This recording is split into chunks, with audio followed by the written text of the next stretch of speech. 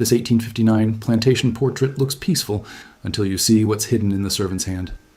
Dr. Sarah Mitchell stood in the climate-controlled archive of the Virginia Historical Society, her eyes fixed on a daguerreotype that had arrived in an unmarked box 3 days earlier.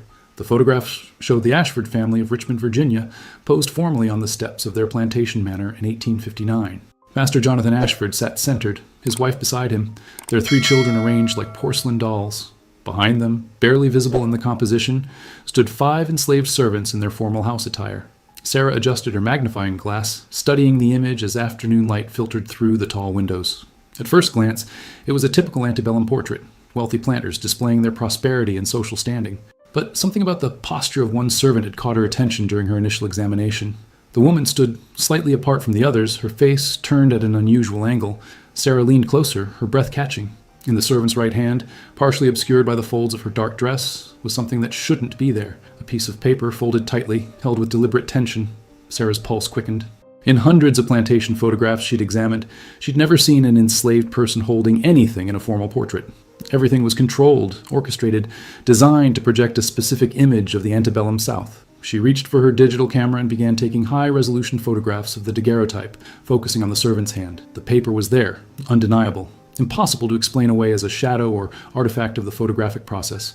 "This changes everything," Sarah whispered to the empty room. Sarah spent the next morning researching the Ashford family. Property records showed that Jonathan Ashford owned a tobacco plantation called Riverside Manor, employing 47 enslaved workers in 1859. He was a respected member of Richmond society, serving on the city council and attending St. John's Episcopal Church. The daguerreotype had been created by Marcus Webb, a traveling photographer who documented wealthy families throughout Virginia between 1855 and 1861. His ledgers, preserved at the Library of Virginia, confirmed the sitting date, August 14, 1859. Sarah examined Webb's other work, studying dozens of plantation portraits. None showed servants holding anything. The standard composition placed enslaved people as background elements, symbols of wealth rather than individuals with agency. She returned to the original photograph, using specialized software to enhance the image. The paper in the servant's hand became clearer. It appeared to be folded multiple times, small enough to conceal but large enough to contain writing. Sarah contacted her colleague, Dr. Marcus Reynolds, a historian specializing in enslaved resistance movements. He arrived at the archive within an hour, his weathered face showing immediate interest when he saw the photograph. "That's deliberate," Marcus said, adjusting his glasses. "She's holding that paper at precisely the right angle to be captured by the camera, but not obvious to anyone looking at the original sitting." "Who was she?" Sarah wondered aloud. Marcus pulled up the Ashford plantation records on his laptop. According to the 1860 census slave schedule, there were 7 women working in the main house. But there are no names, just ages and descriptions. They studied the woman in the photograph. She appeared to be in her mid-30s, tall, with strong features and intelligent eyes that seemed to stare directly through time. Sarah drove to Richmond the next day, the August heat reminding her that she was retracing steps taken in the same month 166 years earlier. Riverside Manor no longer existed. A highway interchange now occupied the land where tobacco once grew. But the Richmond Museum of the Confederacy held extensive Ashford family papers. The archivist, an elderly woman named Dorothy, led Sarah to a cramped research room. "The Ashford collection isn't frequently requested," Dorothy said, gesturing to 3 archive boxes. "Most of it is business correspondence and legal documents." Sarah worked methodically through plantation account books, supply orders, and letters. Jonathan Ashford's neat handwriting detailed crop yields, market prices, and expenses. The enslaved workers were listed as property, valued, and inventoried like livestock. Then, in a letter dated September 1859, just 1 month after the photograph, she found something unusual. Jonathan wrote to his brother in Charleston, "We've had troubling incidents. Several of the house servants have been acting peculiarly. I've increased supervision and curtailed their movements. Whatever notions they've acquired must be stamped out before they spread." Sarah photographed the letter, her mind racing. What had happened in that 1-month gap? What had the photograph captured that Jonathan only recognized later? She continued searching and found a bill of sale dated October 1859.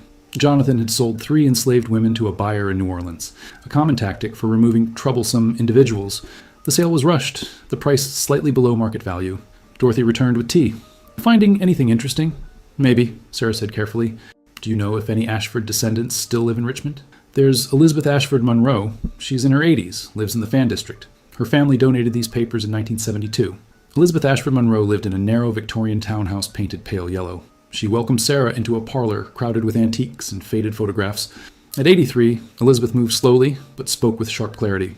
"My family's history isn't something I'm proud of," Elizabeth said, settling into a velvet chair, "but I believe in facing truth, not hiding from it." Sarah showed her the 1859 daguerreotype on her tablet.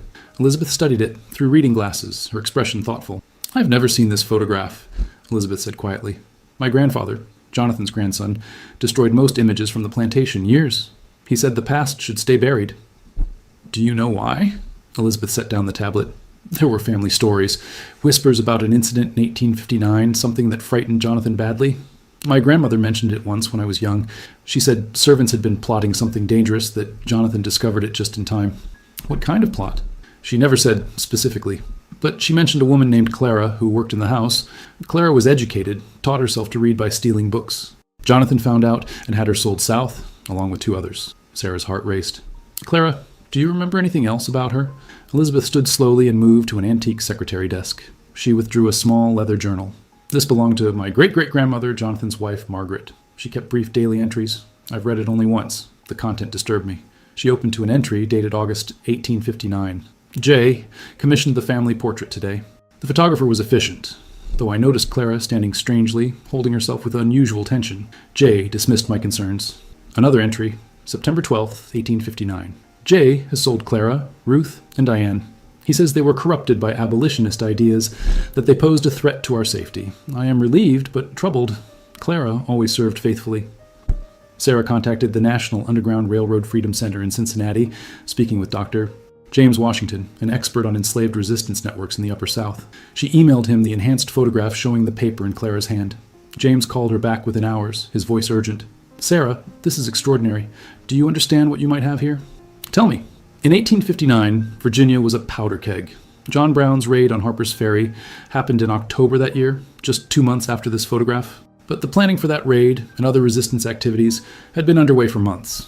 Underground Railroad conductors were active in Richmond, helping people escape and spreading information. "You think Clara was involved?" "Look at the timing.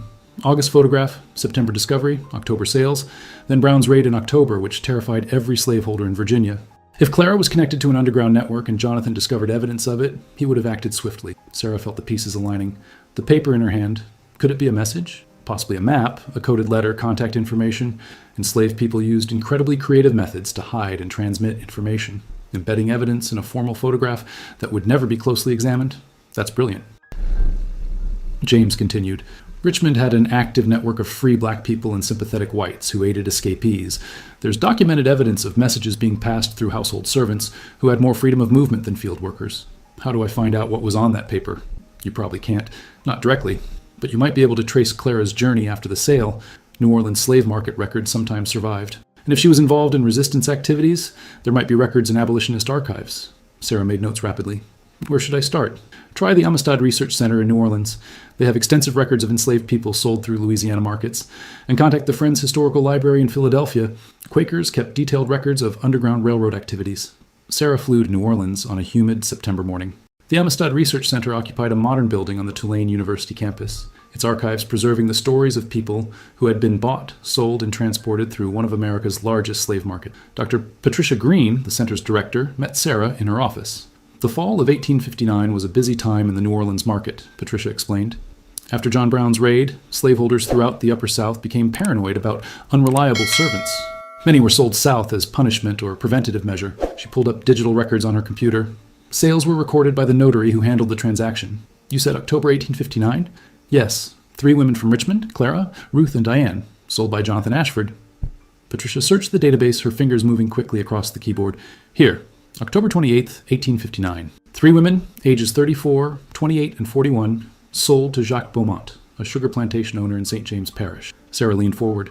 "Are there any other records? Medical examinations? Descriptions?" Patricia clicked through several documents. "Yes. Here." The notary noted that one woman, age 34, had unusual scarring on her hands consistent with burns. That was sometimes code for someone who'd been punished for handling forbidden materials, like books or papers. "That could be Clara." "There's more," Patricia said, her voice dropping. 6 months later, in April 1860, Jacques Beaumont filed a report with the St. James Parish Sheriff. One of the women he'd purchased from Virginia had escaped. The report describes her as intelligent, literate, and potentially dangerous. Sarah felt her skin prickle. "Did they catch her?" Patricia shook her head. "There's no follow-up record. Either she was never found, or Beaumont chose not to pursue it further. By 1860, some owners were becoming reluctant to advertise escapes. It suggested weakness and encouraged others.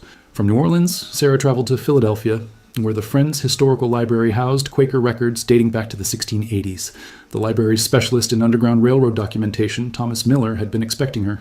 "I've been researching since you called," Thomas said, leading Sarah to a private research room.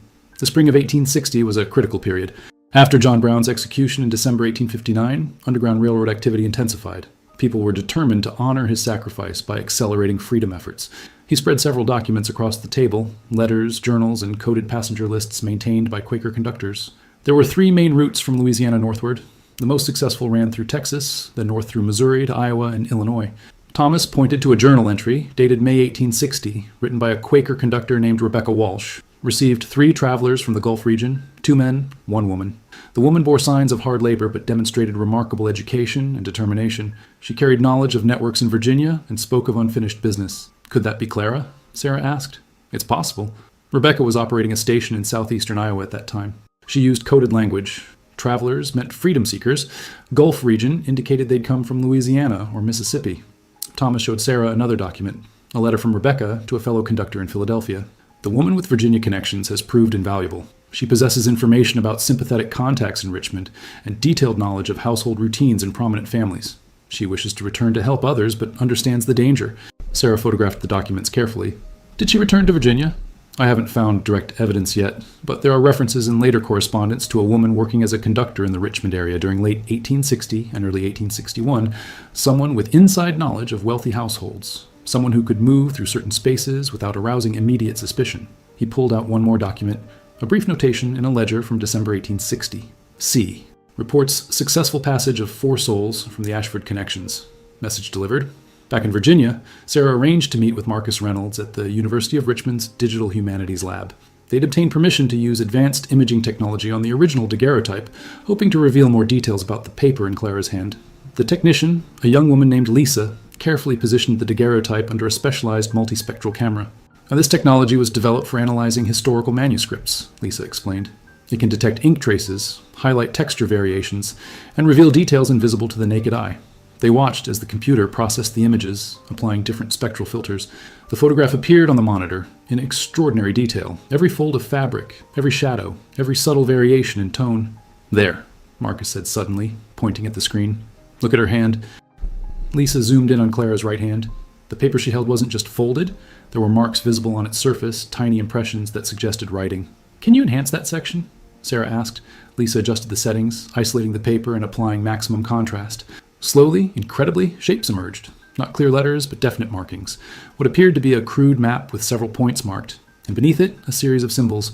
Marcus pulled out his phone and compared the image to examples from his research. These symbols are consistent with codes used by Underground Railroad networks. This mark, he pointed to a star-like shape, typically indicated a safe house or contact point. She was holding a map, Sarah whispered. Right there in the middle of a formal family portrait, Clara was documenting the network's locations. Lisa enhanced another section, revealing what appeared to be initials, JWMC. RL, possibly the contacts Clara was working with. This is evidence of organized resistance, Marcus said, his voice filled with emotion. Clara didn't just escape, she was actively documenting the people who could help others escape. And she found a way to preserve that information in a place no one would think to look. Sarah spent the next 2 weeks tracing the initials from Clara's map through Richmond church records, Free Black Community registers, and Abolitionist Society documents. Slowly, names emerged. James Washington, a free black carpenter, Mary Connor, a white Quaker seamstress, Robert Lewis, an Irish immigrant who operated a boarding house near the river. Each had been documented in various historical records as Underground Railroad participants, though none had ever been definitively proven. Clara's map provided the missing connection, evidence that they'd worked together as part of a coordinated network. But the most remarkable discovery came from the National Archives, where Sarah found a report filed by a Confederate provost marshal in March 1861. Just weeks before the Civil War began. Intelligence received regarding escaped slave named Clara, last sold from Ashford Plantation in Richmond. Subject reportedly returned to Virginia and is suspected of aiding runaways. Efforts to locate and apprehend have been unsuccessful. Subject demonstrates unusual intelligence and network connections. The report was filed by Jonathan Ashford himself, who had been appointed to a security position as war tensions escalated. His handwriting, the same neat script from his 1859 letters, betrayed his frustration. This woman continues to evade capture and undermines the proper order. Her activities represent a direct threat to stability. Sarah found one more document, a brief entry in a Union Army record from April 1865, after Richmond fell to federal forces. A contraband camp officer noted, interviewed a woman named Clara, approximately 40 years old, who claims to have worked as a conductor in Richmond throughout the war years. She provided valuable intelligence about Confederate supply routes and sympathetic contacts within the city, recommending her for recognition. Clara had survived. Not only survived, she'd returned to the very place where she'd been enslaved and had spent 5 years helping others find freedom while the Confederacy searched for her. Sarah stood in the Virginia Historical Society's gallery, where the 1859 daguerreotype now hung with a new exhibition label. Elizabeth Ashford Monroe stood beside her, along with Marcus Reynolds, and a small group of descendants that genealogical research had identified as likely connected to Clara. Among them was an elderly man named Robert Jackson, whose great-great-grandmother had escaped from Richmond in 1861 with help from an unnamed woman conductor. Family oral history had preserved the story, but never the helper's name. "Clara," Robert said softly, staring at the photograph. "After all these years, we know who saved my ancestor." The exhibition label read, "This 1859 plantation portrait captured more than its subjects intended." The woman standing at the right, later identified as Clara, holds a folded paper containing a map of Underground Railroad contacts in Richmond. After being sold to Louisiana for suspected resistance activities, Clara escaped, returned to Virginia, and spent the Civil War years as a conductor, helping dozens reach freedom. Her deliberate inclusion of the map in this formal photograph represents an extraordinary act of courage and resistance, hiding evidence of organized liberation in plain sight. Sarah had worked with a coalition of historical societies and descendants to ensure Clara's story would be permanently preserved. The original map symbols had been decoded and cross-referenced with other Underground Railroad records, revealing a network more extensive than previously documented. Elizabeth approached Sarah quietly. "Thank you for uncovering this. My family's history includes great evil, but knowing that Clara fought back, that she won, makes it bearable to face." Sarah looked at the photograph one more time. Clara's eyes seemed to look directly at her across 166 years, filled with determination and intelligence. In her hand, barely visible unless you knew to look, was evidence that enslaved people had never been passive victims. They'd been active resistors, documenting their own liberation networks and fighting for freedom with remarkable courage and creativity. The photograph, once a symbol of antebellum power, had become something entirely different. A testament to Clara's resistance, preserved in the one place her enslavers would never think to look, in their own family portrait, hidden in plain sight.